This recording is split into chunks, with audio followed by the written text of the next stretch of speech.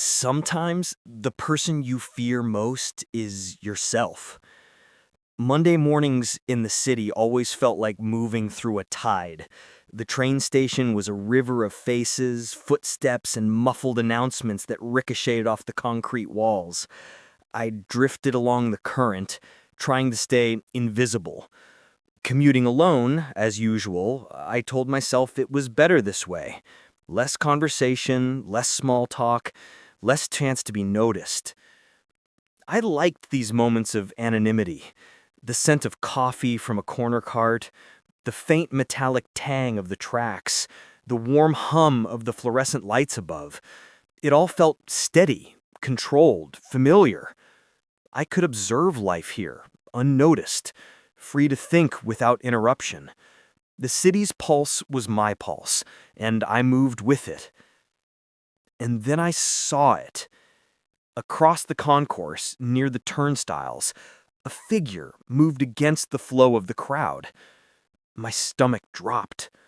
My brain tried to reason it away, but the figure, it looked exactly like me. Every detail was mirrored. The tilt of the head, the way the shoulders sloped, even the subtle adjustment of a bag on the shoulder. I blinked. Surely this was a coincidence. People resemble each other all the time, don't they? But something deep in me twisted with unease. The way it moved, the way it carried itself, it was me. Too precise, too familiar. My heart hammered as it turned its head, and then I saw it.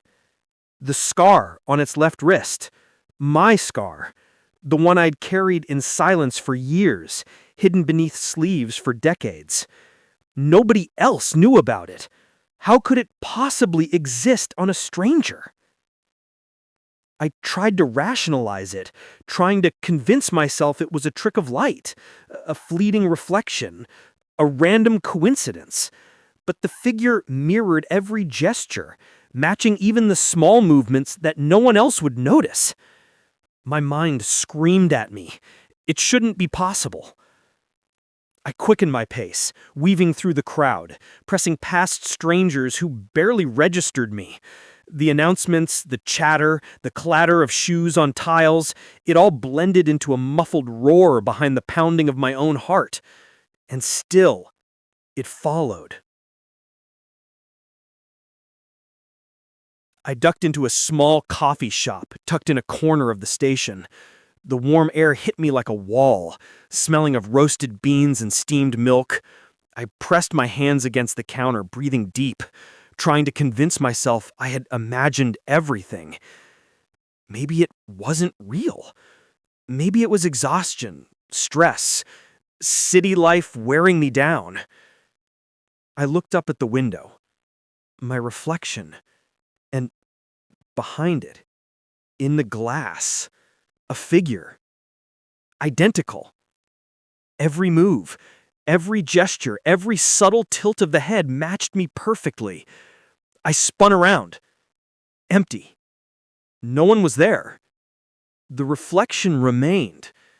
And then a smile. Slow, deliberate, unnatural. My hands shook.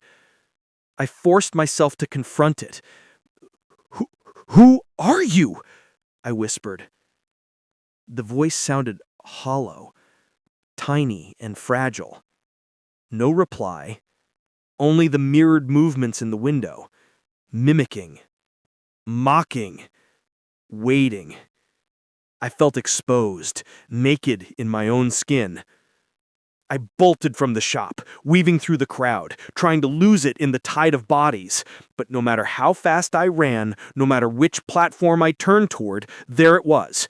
Not a stranger, not a shadow. Me. Or something wearing my face, my body, my scar. My pulse spiked with terror.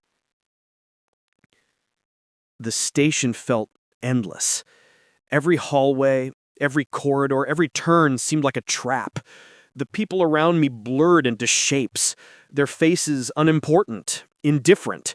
The only thing that mattered was the impossible presence following me, mirroring me perfectly. It was patient. Too patient. The train arrived. Doors hissed, sliding open with a mechanical sigh. I dove inside, pressing myself against a window. The carriage was crowded but still isolating. I could see my own reflection faintly in the glass. I forced myself to breathe, to accept that maybe, just maybe, this was over. Maybe it wasn't real. But the reflection stayed. There, on the platform, a figure waved at me. The scar glinted in the light, and that same slow, unnatural smile. My stomach turned. My mind screamed in confusion. Was it real? Or was I imagining? Or worse, slipping away from reality entirely? I sank into the seat, trying to focus on anything normal. The hum of the train, the chatter of commuters, the rhythm of the tracks beneath me. But the questions gnawed at my sanity. Was I still myself? Or had I been replaced without knowing it? Every movement, every breath, every reflection became suspect. I looked at my hands. Could I trust them? Could I trust the thoughts racing through my head? Could I trust my own reflection? And the scar, my scar, the one that proved I was me. Or so I thought. If it was real, why did it exist on another? Why did it smile at me with such uncanny recognition? The city rolled past the window in a blur. Lights streaked across glass, metal, concrete, and still I sat, frozen, heart hammering, mind spinning. The train carried me away, but it didn't matter. Somewhere, in the station, in the crowd, in reflections and shadows, it waited. Smiling, perfect, patient. And I knew, deep down, that the questions would never stop. My pulse slowed slightly, but the terror lingered. I stared at my reflection again, trying to memorize every detail, every line, every scar. But the harder I looked, the less certain I became. Which one was real? Which one was me? Could I even trust myself anymore? And in the end, the city moved on, indifferent, carrying everyone along except me, trapped in a moment that refused to end, haunted by a face that was mine and a question with no answer. Sometimes, the person you fear most is the only one who is real. The missing item returned, but not as I left it. I always liked my home office. It was cluttered, yes, but in a comforting way. The stacks of books, the scattered papers, and the tiny knickknacks that somehow made the chaos feel like mine. Tonight, though, the disorder felt heavier, almost suffocating. I had spent the entire day searching for it. That small silver locket, engraved with my grandmother's initials, had vanished, and I wouldn't rest until it was found. My partner was at an evening class, leaving me alone with the mess and my restless mind. I had checked every drawer, every shelf, even the pockets of jackets I hadn't worn in months. Nothing. It was as if the locket had vanished into thin air. And yet, every corner of this office whispered that it was somewhere here, hiding, mocking me. That's when I noticed the first strange thing. The small desk lamp, which I was sure I had turned off hours ago, was glowing faintly. I hadn't touched it. The glow cast a crooked shadow across the stacks of books, shadows that seemed to twitch when I blinked. I shook my head, telling myself I was tired, imagining things. But then came the whisper, just a soft, unintelligible murmur, like someone muttering behind the walls. I froze, straining to hear it, but the silence of the house returned immediately, as if it had never existed. My fingers trembled slightly as I gripped the edge of the desk. I decided to ignore it. I returned to my search, rifling through stacks of papers with more force than necessary. The locket was essential to me, not just for its sentimental value, but because leaving things misplaced triggered a spiral I couldn't stop. Each missing item became a weight, pressing down on my chest. Then the temperature dropped. I could see my breath in the dim light of the lamp. The office had no drafts, none. And yet the air felt heavy, almost wet, like it was pressing against me. I pulled my sweater tighter, trying to shake the creeping unease. That's when I heard it again, the whisper, clearer this time, almost a sigh, almost my own voice. I spun around. Nothing. Just the messy room. Just me. But I wasn't alone in feeling eyes on me. I could sense something in the shadows, something watching, waiting for my next move. I called out softly, my voice barely more than a whisper. "Hello? Is anyone there?"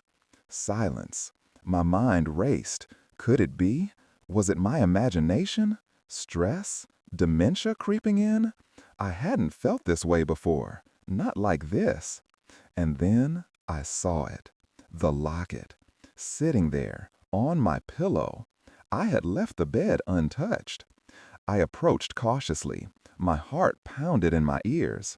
The locket looked exactly as it always did, except there were flecks of dried blood smeared across the silver, dark and glistening in the dim light. I froze. I couldn't breathe. How could it be here? How could it be covered in blood? My mind fought to rationalize it. Did I cut myself earlier? No, I hadn't. Had it been someone else? No, I live alone. I backed away, hands trembling, every instinct screaming to run, to leave. But I couldn't. I had to know. I reached for the locket, hesitant. The metal was cold, unnaturally so, biting my fingers. I opened it slowly. Inside was the photograph of my grandmother, smiling gently. And yet, something felt wrong. Her eyes seemed darker, shadows pooling in the corners, almost like they were alive, watching me. I heard the whisper again, softer, almost affectionate. "You forgot me." My blood ran cold. I didn't understand. Could a memory, a ghost, an echo of the past be angry at me?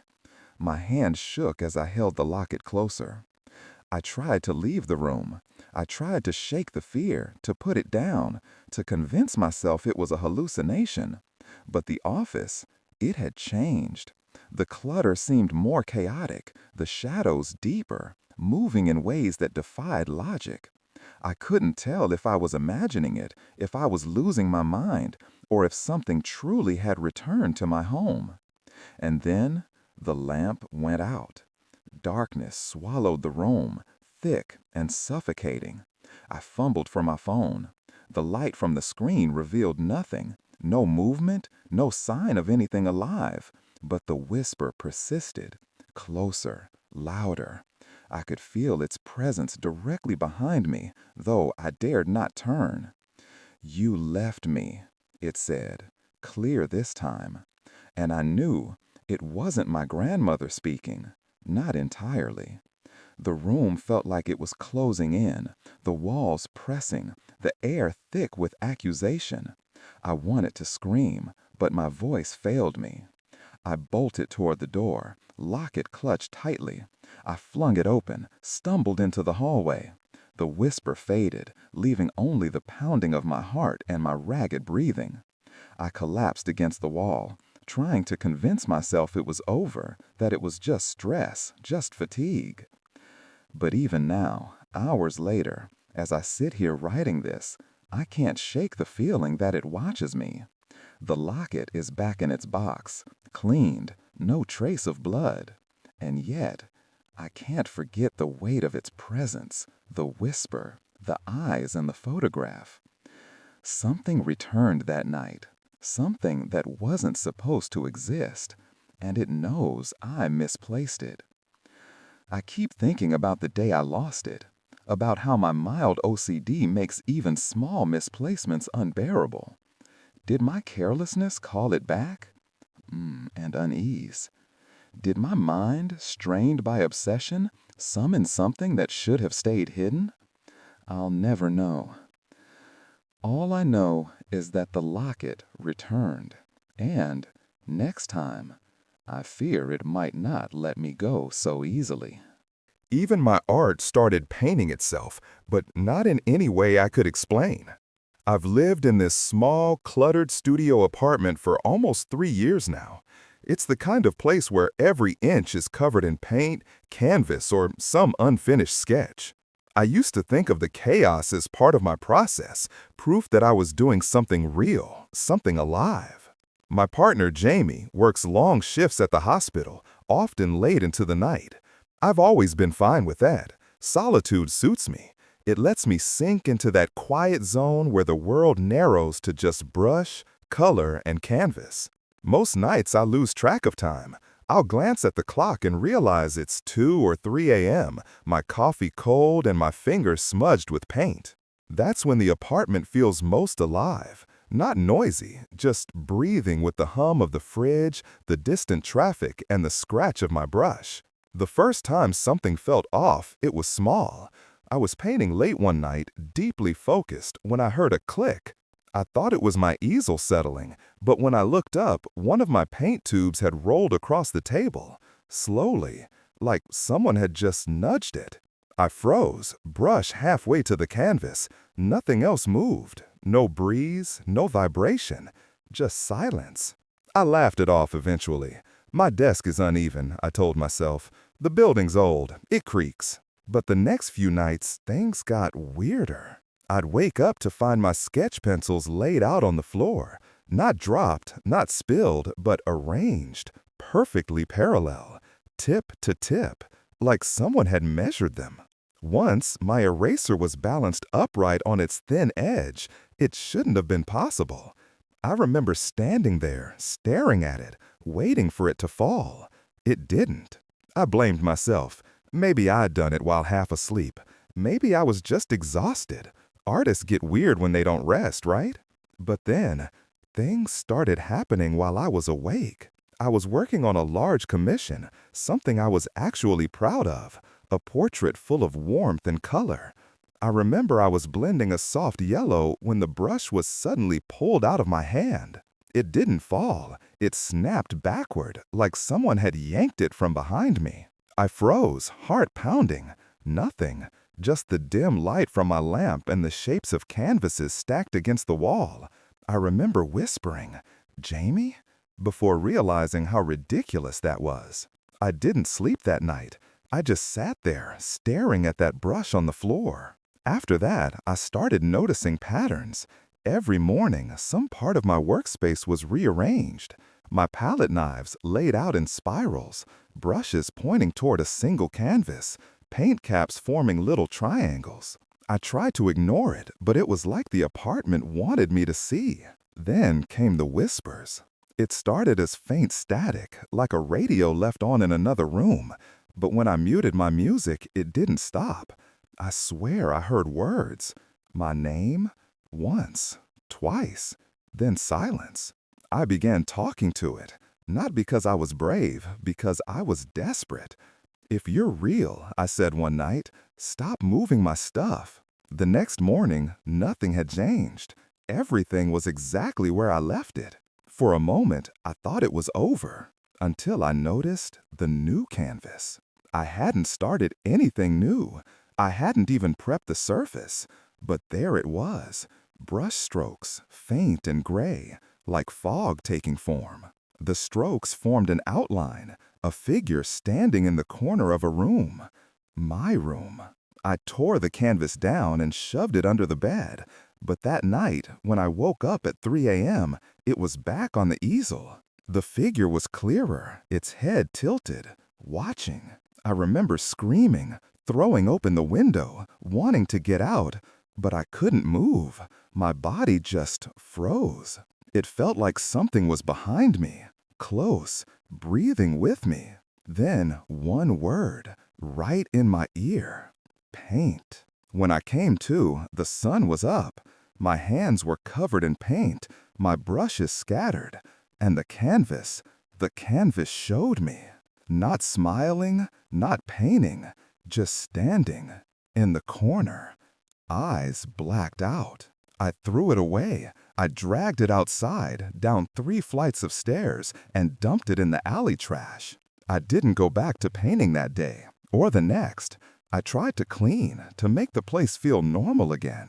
But every time I turned my back, I'd hear something slide. A brush, a cap, a whisper of fabric. Jamie told me I looked pale, tired.